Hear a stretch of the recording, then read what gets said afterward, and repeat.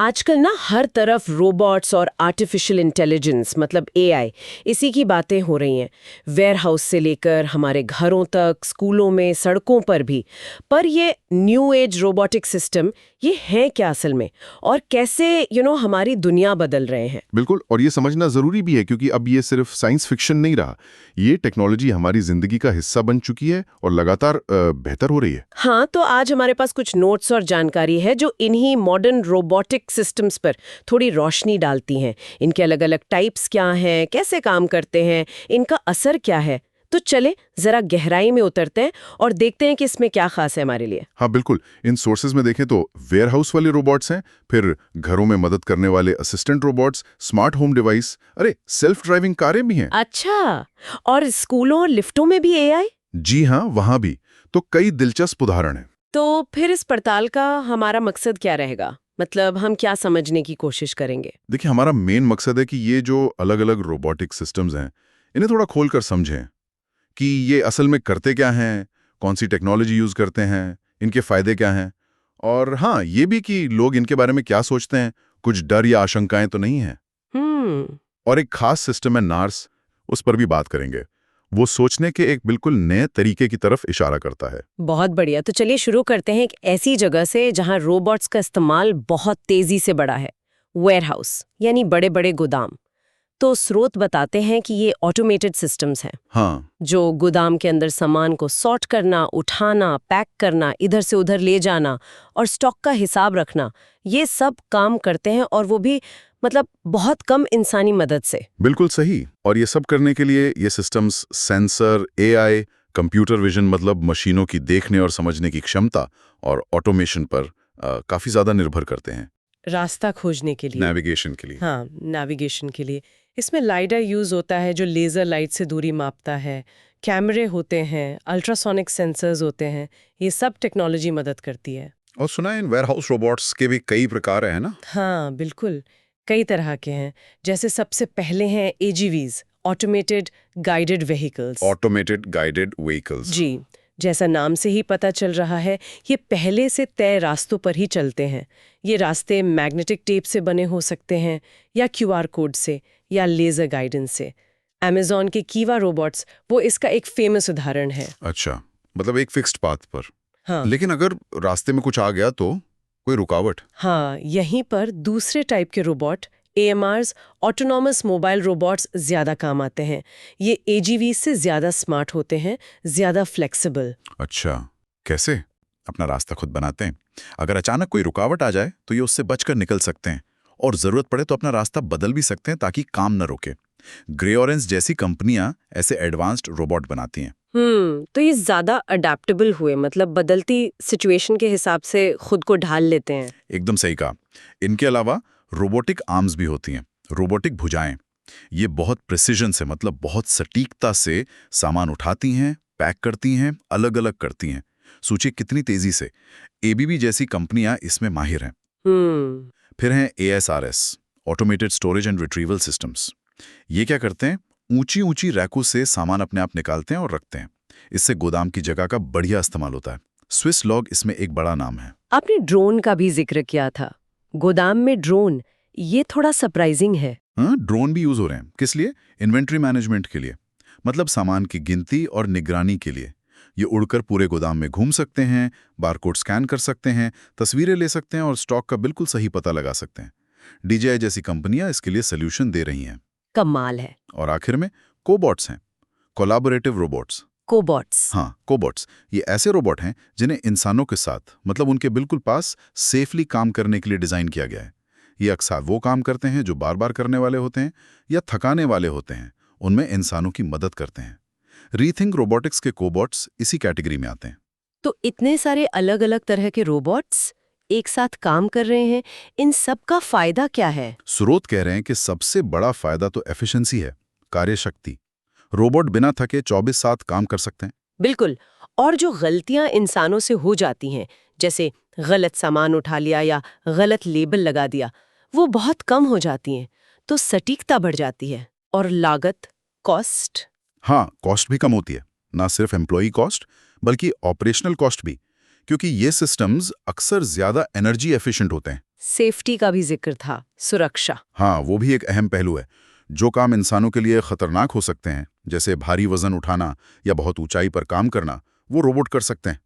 तो कर्मचारियों के चोटिल होने का रिस्क कम हो जाता है। सही बात है। और एक और बड़ा फायदा है स्केलेबिलिटी। मतलब अगर काम बढ़ गया तो आप आसानी से और रोबोट्स जोड़ सकते हैं। ये नए लोगों को हायर करने और ट्रेन करने से ज्यादा तेज हो सकता है। तो कुल मिलाकर ये टेक्नोलॉजी वेयरहाउस चलाने का पूरा तरीका बदल रही है। उसे ज्यादा तेज, ज्यादा सटीक और ज्यादा सुरक्षित बना रही हैं। वेयरहाउस से निकलकर अब जरा उन रोबोट्स की बात करते हैं जो हमारे घरों और दफ्तरों में सीधे हमारी मदद के लिए हैं। Assistant robots. हाँ, ये सर्विस रोबोट की कैटेगरी में आते हैं। इनका मेन काम है इंसानों से बात करना, उनके कमांड समझना और रोजमर्रा के कामों में हेल्प करके लाइफ को आसान बनाना। ये आपको घर, ऑफिस, अस्पताल, स्कूल, मॉल कई जगह मिल जाएंगे। इसके उदाहरण तो शायद हम रोज ही देखते सुनते हैं। बिल्कुल। हमारे स्मार्टफोन में या स्मार्ट स्पीकर में जो वर्चुअल असिस्टेंट्स हैं, जैसे सिरी, एलेक्सा, गूगल असिस्टेंट, ये सब इसी के उदाहरण हैं। आवाज़ पहचानते हैं, सवालों के जवाब देते हैं, म्यूजिक चलाते हैं, रिमाइंडर सेट करते हैं और भी बहुत कुछ करते हैं। हाँ। और फिजिकल रोबोट्स भी हैं, जैसे सॉफ्टबैंक का पेपर रोबोट है, जो लोगों से बात करने और जानकारी देने के लिए डिज़ाइन किया गया है। या हैंसन रोबोटिक्स की सोफिया, जो बिल्कुल इंसान की तरह दिखने और बात करने की कोशिश करती है। अच्छा, सोफिया, हाँ सुना है उसके बारे में। जी, तो ये फिजिकल रोबोट ज़्यादातर जानकारी देने, एंटरटेन करने या कुछ खास कामों में मदद के लिए इस्तेमाल होते हैं। और घरों के अंदर के कामों के लिए यहाँ स्मार्ट होम रोबोट्स का भी जिक्र है। हाँ, ये खास तौर पर घर के कामों को ऑटोमेट करने के लिए या घर की सिक्योरिटी बढ़ाने, एंटरटेनमेंट देने या पर्सनल केयर में मदद करने के लिए बने हैं। ये भी एआई, सेंसर और कनेक्टिविटी पर चलते हैं। कनेक्टिविटी मतलब इंटरनेट से जुड़े हुए, आईओटी जिसे कहते हैं। हाँ, इंटरनेट ऑफ थिंग्स। मतलब ये घर के वाईफाई से जुड़े होते हैं और हम इन्हें अपनी आवाज़ से कंट्रोल कर सकते हैं या स्मार्टफोन ऐप से या फिर ऑटोमेशन रूटीन सेट करके। इसका सबसे कॉमन उदाहरण तो शायद वो रोबोट वैक्यूम क्लीनर है। बिल्कुल। iRobot का रूम्बा वो क्लासिक एग्जाम्पल है। अपने आप घूम घूम कर फर्श साफ कर देता है, चार्जिंग पर वापस चला जाता है और कुछ नए मॉडल तो अपना डस्टबिन भी खुद ही खाली कर लेते हैं। कमाल है। लेकिन इसके अलावा भी हैं, जैसे लॉन की घास काटने वाले रोबोटिक मूवर हैं, पूल साफ करने वाले रोबोट हैं या फिर एआई वाले सिक्योरिटी कैमरा जो पहचान लेते हैं कि कोई इंसान है या जानवर। ये सब घर के कामों का बोझ हल्का करते हैं। अब जरा सड़कों की तरफ देखें। ऑटोनॉमस कारें मतलब सेल्फ ड्राइविंग कारें या ड्राइवर असिस्टेड कारें, ये भी इसी न्यू एज रोबोटिक्स का हिस्सा है। ये कैसे काम करती हैं? ये गाड़ियां आप कह सकते हैं पहियों पर चलने वाले बहुत कॉम्प्लेक्स रोबोट हैं। स्रोत बताते हैं कि इनमें ढेरों सेंसर्स लगे होते हैं, कैमरे होते हैं जो सड़क के निशान और ट्रैफिक लाइट पहचानते हैं, रडार होता है जो दूसरी गाड़ियों की दूरी और स्पीड मापता है, लाइडार होता है जो आसपास का 3D मैप बनाता है, ओके। अल्ट्रासोनिक सेंसर होते हैं जो पार्किंग जैसी करीबी चीजों का पता लगाते हैं। बाप रे, इतने सारे सेंसर। जी हाँ, और इन सभी सेंसर से जो डेटा मिलता है उसे एआई और मशीन लर्निंग एल्गोरिदम प्रोसेस करते हैं। मशीन लर्निंग मतलब मशीनों का अनुभव से सीखना। और फिर कार खुद ही डिसाइड करती है कब ब्रेक लगाना है, कब मुड़ना है, स्पीड बढ़ानी है। हाँ, लक्ष्य तो यही है। ये सिस्टम आसपास के माहौल को एनालाइज करके रियल टाइम में फैसले लेते हैं ताकि सेफली नेविगेट कर सकें। इससे ड्राइवर पर निर्भरता कम होती है। टेस्ला अपनी ऑटो पायलट और एफएसडी क्षमताओं के साथ इसका एक बड़ा उदाहरण है। टेस्ला, हाँ। पर यह जानना जरूरी है कि अभी जो ज्यादातर सिस्टम उपलब्ध हैं वो ड्राइवर असिस्टेड हैं। मतलब ड्राइवर को अब भी ध्यान रखना पड़ता है और जरूरत पड़ने पर कंट्रोल संभालना पड़ता है।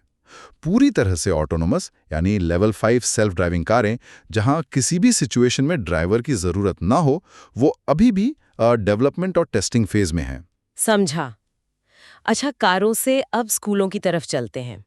क्या एआई और रोबोटिक्स एजुकेशन को भी बदल रहे हैं? हाँ, और काफी दिलचस्प तरीकों से। स्रोत बताते हैं कि एआई में एजुकेशन को ज्यादा पर्सनल और असरदार बनाने की काफी गुंजाइश है। जैसे एआई सिस्टम्स छात्रों की सीखने के पैटर्न को समझ सकते हैं, उनकी ताकत क्या है, कमजोरियां क्या हैं, ये एनालाइज कर सकते हैं। अच्छा, उससे क्या होगा? उससे शिक्षकों को हर छात्र के लिए एक पर्सनल लर्निंग प्लान बनाने में मदद मिल सकती है। मतलब हर बच्चे को उसकी जरूरत के हिसाब से पढ़ाया जा सकेगा। ये तो बहुत अच्छा है। हाँ, बिल्कुल। एआई बेस्ड ट्यूटरिंग सिस्टम 24 घंटे छात्रों की मदद कर सकते हैं, उनके सवालों के जवाब दे सकते हैं, किसी कॉन्सेप्ट को अलग अलग तरीकों से समझा सकते हैं। कुछ सिस्टम्स में एआई वाले कैमरा या सेंसर भी यूज हो सकते हैं, जो ये समझने की कोशिश करते हैं कि छात्र का ध्यान किधर है या उसे क्या समझने में दिक्कत हो रही है। हालांकि इसके एथिकल पहलू भी हैं जिन पर सोचना जरूरी है। और सीखने को ज्यादा इंटरेस्टिंग बनाने के लिए यहाँ एआई पावर्ड वीआर यानी वर्चुअल रियलिटी और एआर यानी ऑगमेंटेड रियलिटी काम आ सकती हैं। सोचिए, छात्र हिस्ट्री की किसी घटना को 3D में अनुभव कर सकें, या स्पेस में घूम सकें, या मानव शरीर को अंदर से देख सकें। वाह। ये सब सीखने को कहीं ज्यादा मजेदार और यादगार बना सकता है। अब बात करते हैं उड़ने वाले रोबोट्स की, ऑटोनॉमस ड्रोन्स। ये उन ड्रोन से कैसे अलग हैं जिन्हें हम रिमोट से कंट्रोल करते हैं? मेन फर्क है ऑटोनॉमस होने का, यानी स्वायत्त होने का। जो मैनुअल ड्रोन्स होते हैं उन्हें उड़ाने के लिए एक इंसान को लगातार रिमोट से कमांड देना पड़ता है। हाँ। लेकिन ऑटोनॉमस ड्रोन्स उन्हें पहले से बता दिया जाता है कि उनका मिशन क्या है, लक्ष्य क्या है। फिर वो अपने आसपास के माहौल को समझने के लिए जीपीएस, लाइडार, कैमरे और एआई का इस्तेमाल करते हैं और उड़ान के दौरान रियल टाइम में खुद फैसले लेते हैं। रास्ता तय करना, रुकावटों से बचना, अपना टारगेट पूरा करना, ये सब बिना किसी इंसानी कंट्रोल के। अच्छा, तो ये खुद ही उड़ते हैं और फैसले लेते हैं। इनका इस्तेमाल कहाँ हो रहा है? इनके इस्तेमाल लगातार बढ़ रहे हैं। एक बड़ा एरिया है पार्सल डिलीवरी का। Amazon प्राइम एयर और जिपलाइन जैसी कंपनियां ड्रोन से सामान पहुंचाने पर काम कर रही हैं, खासकर दूर के या मुश्किल इलाकों में। जिपलाइन तो अफ्रीका में कई जगह ड्रोन से मेडिकल सप्लाई पहुंचाने का काम बहुत सक्सेसफुली कर रही है। ये तो वाकई बहुत प्रभावशाली है। और एग्रीकल्चर में, खेती में भी इनका बड़ा रोल है। ड्रोन खेतों के ऊपर उड़कर फसलों की हेल्थ मॉनिटर कर सकते हैं। वो मल्टी स्पेक्ट्रल इमेजिंग यूज कर सकते हैं, मतलब लाइट के अलग अलग रंगों का विश्लेषण करके पता लगा सकते हैं कि फसल के किस हिस्से को पानी चाहिए या खाद चाहिए या कहाँ कीड़े लगने का खतरा है। अच्छा। इससे किसान सिर्फ जरूरत वाली जगह पर ही दवा या खाद डाल सकते हैं। इससे कॉस्ट बचती है और पर्यावरण को भी कम नुकसान होता है। यहाँ तक कि हमारे बिल्डिंग्स में लगे लिफ्ट्स, उनमें भी रोबोटिक्स और एआई आ रहा है। ये कैसे? हाँ, ये थोड़ा सुनने में अजीब लग सकता है, लेकिन लिफ्टों को ज्यादा स्मार्ट और एफिशिएंट बनाने के लिए एआई, आईओटी, सेंसर्स और यहाँ तक कि सर्विस रोबोट्स को इंटीग्रेट किया जा रहा है। इससे होता क्या है? क्या फर्क पड़ता है? कई फायदे हैं। एक है स्मार्ट रूटिंग। एआई ये देख सकता है कि किस फ्लोर पर कितने लोग इंतजार कर रहे हैं, कौन कहाँ जाना चाहता है, और फिर लिफ्टों को सबसे एफिशिएंट तरीके से भेज सकता है ताकि वेटिंग टाइम कम हो। अच्छा। दूसरा, रोबोट असिस्टेड डिलीवरी। मान लीजिए किसी ऑफिस बिल्डिंग या हॉस्पिटल में कोई डिलीवरी रोबोट है, तो वो लिफ्ट से कम्युनिकेट करके अपने आप सही फ्लोर तक पहुंच सकता है। इसके अलावा प्रेडिक्टिव मेंटेनेंस भी है।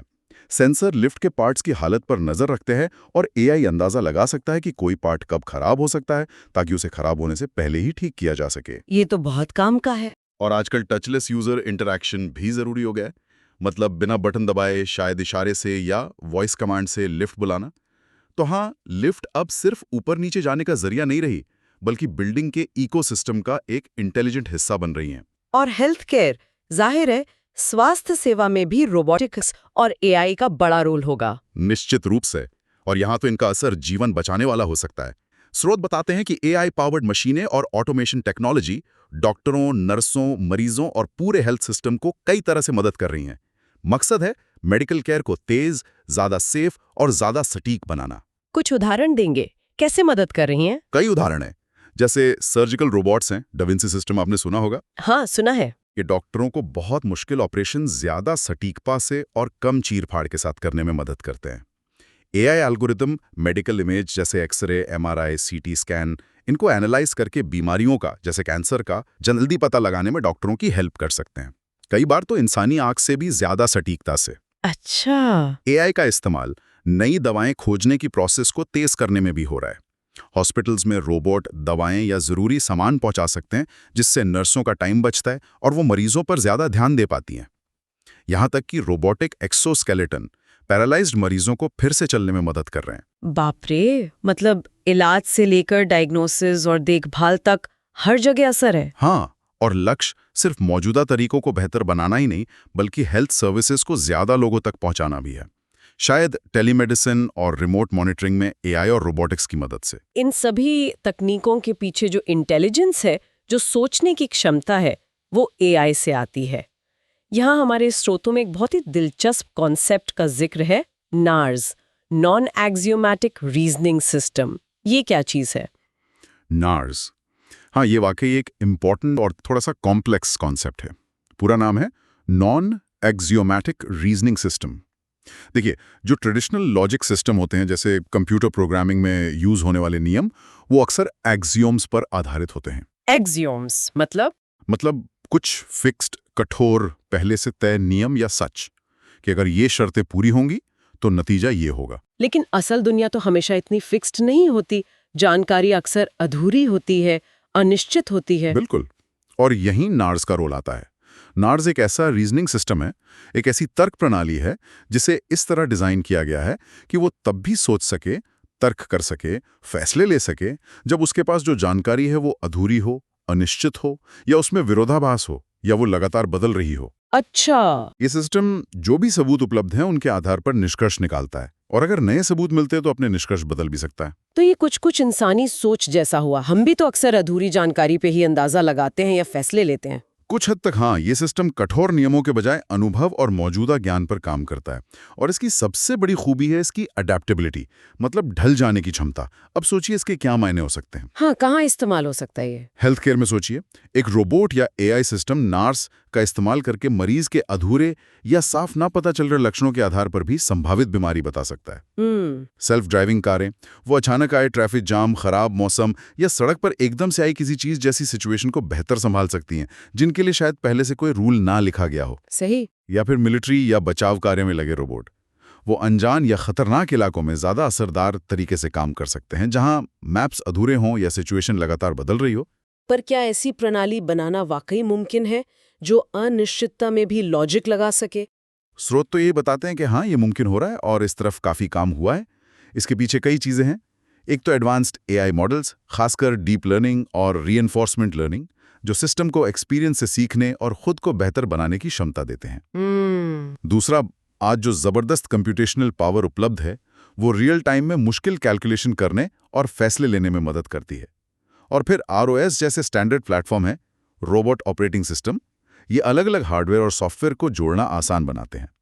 साथ ही आईओटी डिवाइसेस से लगातार आने वाला डेटा और बिग डेटा एनालिटिक्स, ये सब इन सिस्टम्स को सीखने और ढलने के लिए जरूरी जानकारी देते हैं। तो हाँ, नार्स जैसी प्रणालियां अब सिर्फ थ्योरी नहीं रही, धीरे धीरे हकीकत बन रही हैं। ये तो भविष्य की एक जबरदस्त झलक है। लेकिन इतनी सारी तरक्की और फायदों के बावजूद हमारे स्रोत ये भी बताते हैं कि रोबोटिक्स और एआई को लेकर समाज में एक नेगेटिव नजरिया या डर भी है। हाँ, और ये भी एक बहुत जरूरी पहलू है जिसे हम नजरअंदाज नहीं कर सकते। ये जो नेगेटिव रवैया है, ये कई असली चिंताओं और डरों से पैदा होता है। शायद सबसे आम डर है नौकरियों का, जॉब्स का। हाँ, ये तो बहुत सुना है। लोगों को चिंता है कि जैसे जैसे रोबोट ज्यादा काबिल होते जाएंगे, वो इंसानों के काम छीन लेंगे। इससे बड़े पैमाने पर बेरोजगारी फैल सकती है। और इसके अलावा और क्या डर है? नैतिक चिंताएं हैं, एथिकल कंसर्न्स। जैसे अगर कोई सेल्फ ड्राइविंग कार का एक्सीडेंट हो जाता है तो जिम्मेदार कौन होगा? क्या रोबोट जो फैसले ले रहे हैं उनमें कोई बायस, कोई पूर्वाग्रह तो नहीं होगा? उनकी निगरानी कैसे होगी? सेफ्टी भी एक बड़ा मुद्दा है, खासकर जब रोबोट इंसानों के साथ काम करते हैं या पब्लिक स्पेस में घूमते हैं। क्या वो हमेशा सेफ रहेंगे? क्या उन्हें हैक किया जा सकता है? और फिर इन टेक्नोलॉजीज को बनाने और लगाने की शुरुआती कॉस्ट भी बहुत ज्यादा हो सकती है। कहीं ऐसा ना हो कि ये सिर्फ बड़ी कंपनियों या अमीर देशों तक ही सीमित रह जाएं। कुछ लोग शायद मशीनों पर बहुत ज्यादा डिपेंडेंट हो जाने या अपना कंट्रोल खो देने से भी डरते होंगे। बिल्कुल, ये डर भी है कि हम कहीं इतने ज्यादा मशीनों पर निर्भर ना हो जाएं कि हमारी अपनी स्किल्स कम हो जाएं, या फिर एआई इतना पावरफुल ना हो जाए कि वो इंसानी कंट्रोल से ही बाहर हो जाए। ये सभी चिंताएं सिर्फ कल्पना नहीं है, इन पर गंभीरता से सोचना जरूरी है। तो इन डरों को, इन आशंकाओं को दूर करने के लिए क्या किया जा सकता है? स्रोत क्या कहते हैं? स्रोत कुछ समाधान सुझाते हैं। सबसे जरूरी है ह्यूमन रोबोट कोलैबोरेशन को बैलेंस करना। मतलब इस पर फोकस करना कि रोबोट इंसानों की जगह लेने के बजाय उनकी मदद कैसे कर सकते हैं, उनकी क्षमताओं को कैसे बढ़ा सकते हैं। ऑगमेंटेशन, रिप्लेसमेंट नहीं। अच्छा। दूसरा, इन टेक्नोलॉजीज का एथिकल डिप्लॉयमेंट पक्का करना। इसके लिए साफ नियम, गाइडलाइंस और स्टैंडर्ड बनाने होंगे ताकि इनका इस्तेमाल जिम्मेदारी से हो। और शायद लोगों को इसके बारे में सही जानकारी देना भी जरूरी है। निश्चित रूप से समाज को इन टेक्नोलॉजीज के बारे में, इनके फायदों के बारे में और इनके रिस्क्स के बारे में एजुकेट करना बहुत जरूरी है। खुली बातचीत से डर कम हो सकता है और भरोसा बढ़ सकता है। स्रोत ये भी बताते हैं कि लोगों का रवैया क्या है, उनकी उम्मीदें क्या हैं, उनके डर क्या हैं। ये समझने के लिए रेगुलर सर्वे भी किए जाते हैं। डेवलपर्स और पॉलिसी मेकर्स को इन सर्वे के नतीजों को ध्यान में रखना चाहिए ताकि वो ऐसी टेक्नोलॉजी बना सकें जो समाज को मंजूर हो। तो आज की इस पूरी बातचीत से हमने देखा कि ये न्यू एज रोबोटिक सिस्टम कितने अलग-अलग तरह के हैं और हमारे जीवन के लगभग हर हिस्से को छू रहे हैं। वेयरहाउस ऑटोमेशन से लेकर हमारे घरों में पर्सनल असिस्टेंट तक, सड़कों पर सेल्फ ड्राइविंग कारों की संभावना, स्कूलों में सीखने के नए तरीके और यहाँ तक कि हेल्थ केयर में क्रांति तक। हाँ, और ये सब मुमकिन हो पा रहा है एआई, सेंसर और ऑटोमेशन जैसी टेक्नोलॉजी के मिलने से। बिल्कुल। और हमने ये भी समझा कि जहां एक तरफ इन टेक्नोलॉजी से एफिशिएंसी, सटीकता और सेफ्टी बढ़ाने जैसे साफ फायदे हैं, वहीं दूसरी तरफ नौकरियों के जाने, नैतिक सवाल और सुरक्षा को लेकर असली चिंताएं भी हैं। और नार्स जैसे सिस्टम्स का विकास हमें दिखाता है कि एआई सोचने और फैसले लेने की क्षमता में कितना आगे बढ़ सकता है, खासकर उन सिचुएशंस में जहां जानकारी पूरी या पक्की ना हो। तो जैसे जैसे रोबोट और एआई हमारी जिंदगी में और गहरे उतरते जा रहे हैं, हमारे सामने ये बड़ा सवाल आता है कि हम इंसानों और इन इंटेलिजेंट मशीनों के बीच सहयोग, साथ रहने का वो सही बैलेंस कैसे बनाएं, ताकि हम टेक्नोलॉजी का फायदा भी उठा सकें और अपने इंसानी मूल्यों को भी बचा कर रख सकें। और एक कदम आगे बढ़कर सोचें तो नार्स जैसी प्रणालियों के आने से भविष्य में सोचने, समझने और फैसले का मतलब ही क्या होगा, खासकर तब जब मशीनें ऐसी जानकारी के आधार पर भी लॉजिक लगाने लगेंगी जो शायद अधूरी हो, अनिश्चित हो या विरोधाभासी हो। ये कुछ ऐसे सवाल हैं जिन पर हमें आने वाले समय में लगातार सोचते रहना होगा।